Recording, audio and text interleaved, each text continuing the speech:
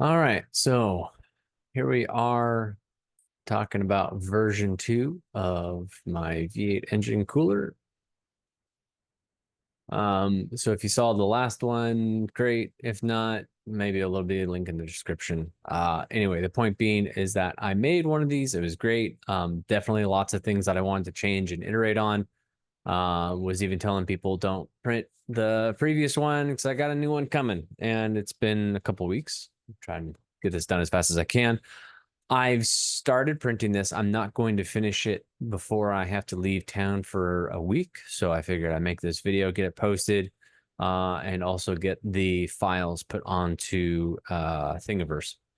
So the big things that are different. For one, it now has end plates, which make it a little bit easier to locate the two halves together. And even on that, let me also hide the valve covers real quick. Also, they didn't print out great. I might still update this before uploading to Thingiverse. Do you see that little guy there?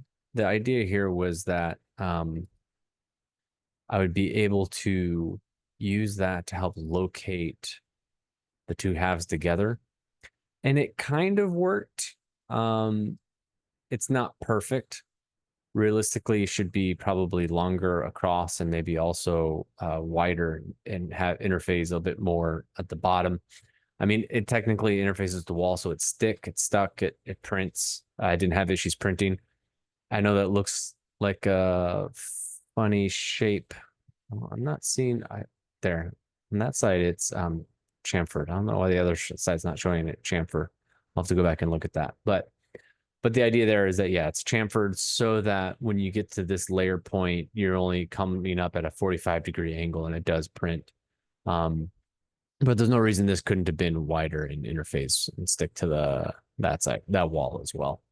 But similarly, the way these cuts are done is that, it's going to print essentially like that, right? So that's the bottom down there. It's going to print up this way. So when it gets to this, it's just a flat, and it's just a straight wall. So they print out really nice.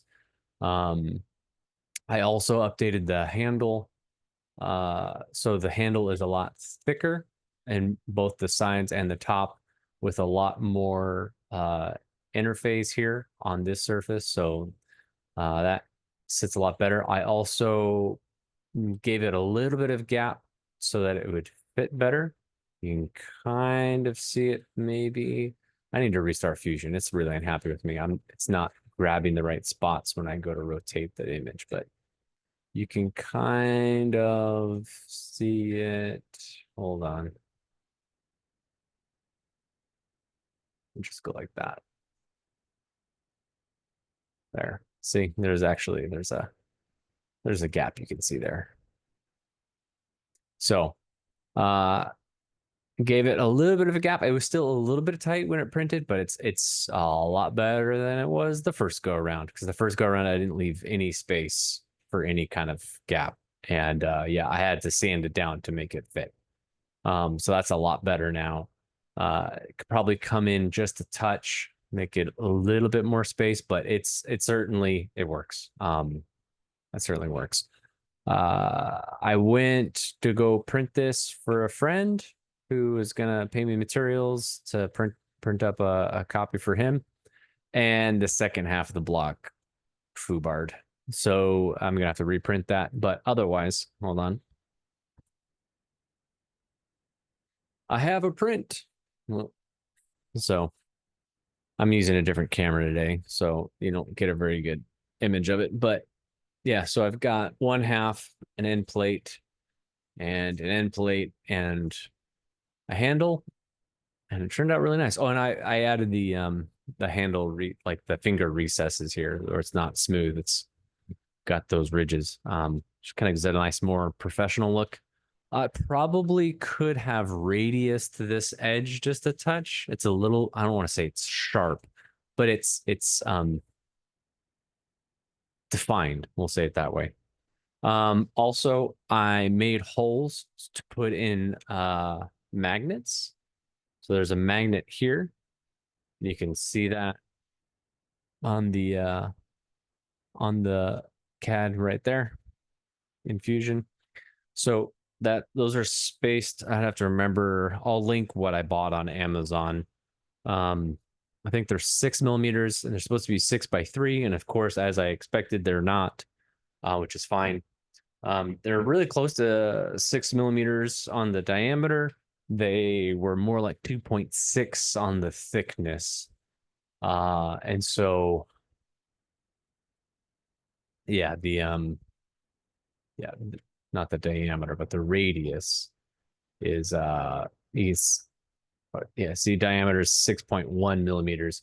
Then you need to actually a little bit of space so that way the magnets actually fit in nicely. What else? What else did I change and update? Oh, well, the cylinder head slash valve covers are completely revamped, like I was kind of saying they would be. So the proportions of everything are very different. Also, there should be a lot tighter fitting around the cylinder heads. Also, I added in these webbings to give them more stability. So that way there's less chance of these walls kind of caving in under heat or anything like that, sitting out in the sun. Um, and then also you can see the space here for the opposite magnets that sit on the inside. So space for 4 magnets on the valve covers, space for 4 magnets on the block. They should give you an opportunity to get them to actually stick nice. And yeah, I can't remember if there's anything about these that were asymmetrical. I think they should be perfect mirror images, but I'll include both of them in the Thingiverse version anyway, just in case. You can print up both sides. The blocks are asymmetrical because of those locating pins I included at the base. The whole goal there, by the way, in case I didn't make it clear, is that when you go to glue these together, you just want to be able to make sure to get them to set right. While the end caps could be used to if I can find the end cap, why can't I find the end cap?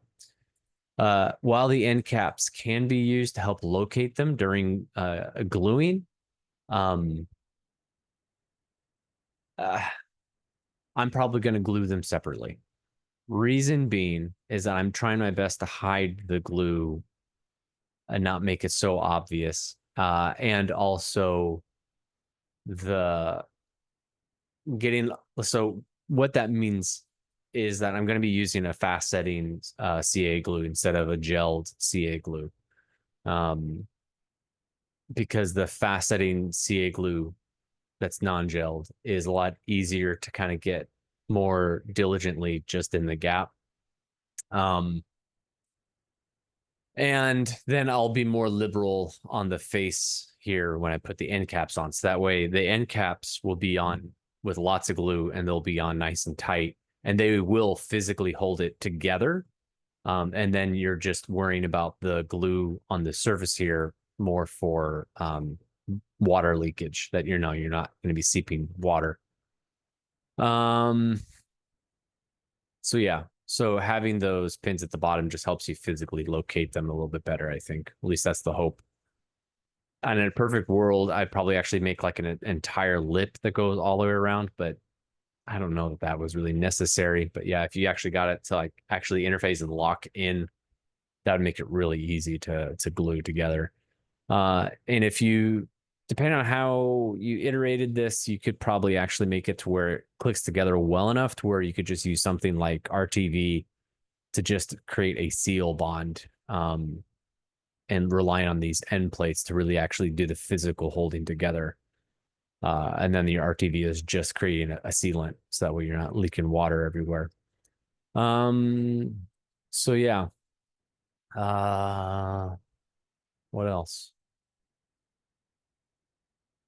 The whole thing is longer because of the end plates. So you can see whatever that distance is, 3 millimeters, 4 millimeters.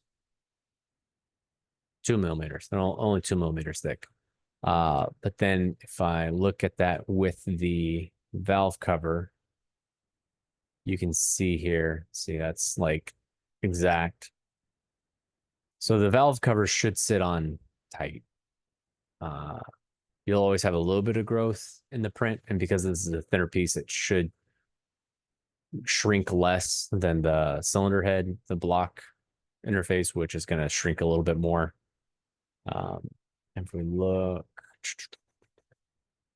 you can see here there should be a gap, right? Because you're going to have an end plate there. There's only one end plate in Fusion, but you just reprint the same one twice. And that's what that gap is there, is the end plate thickness. And I didn't put it in Fusion because the logo is drawn on the sketches on that surface. So I just would have to rearrange it and put the logo later in the history and then change and update the sketch surface to be the outside of the plate. I just didn't care to. It didn't matter. So yeah, so I'll include the logo on Thingiverse. That hasn't changed. It's printing great. No problems there.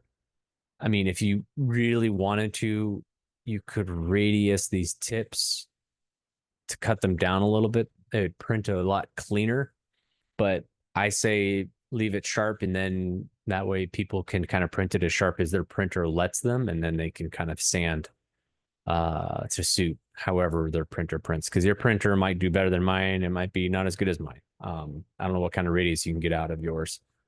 So we'll figure I'd leave it like that, and other people can kind of modify and post, so to speak, fix it after the fact. Oh yeah, I guess I should also mention I have made some other updates to the design that are kind of not super important, but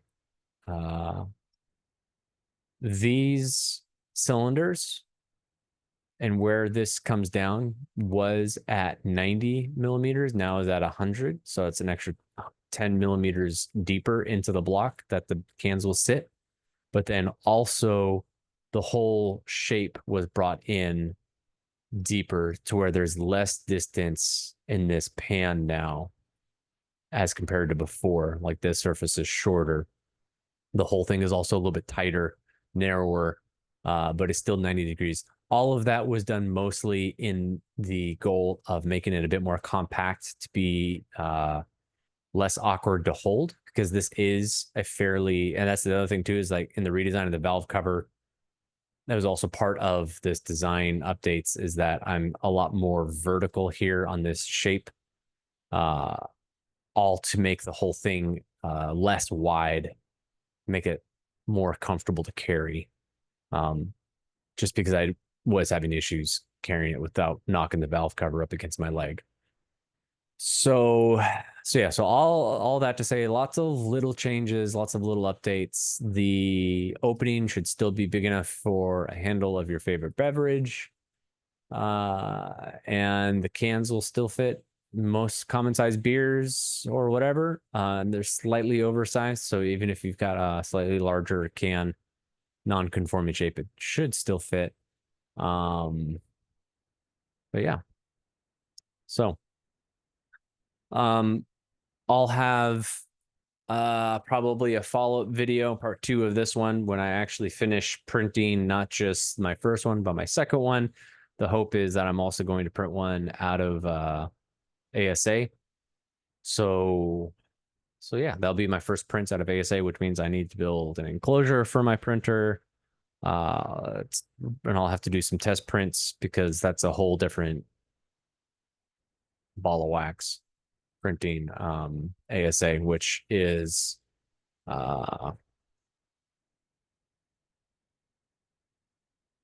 much higher temperature requirements, and yeah, very different chamber requirements. But everybody says it's easy, so yeah, it must be easy, right? No. Anyway, that's all for today, and keep an eye out for the follow-up. Cheers.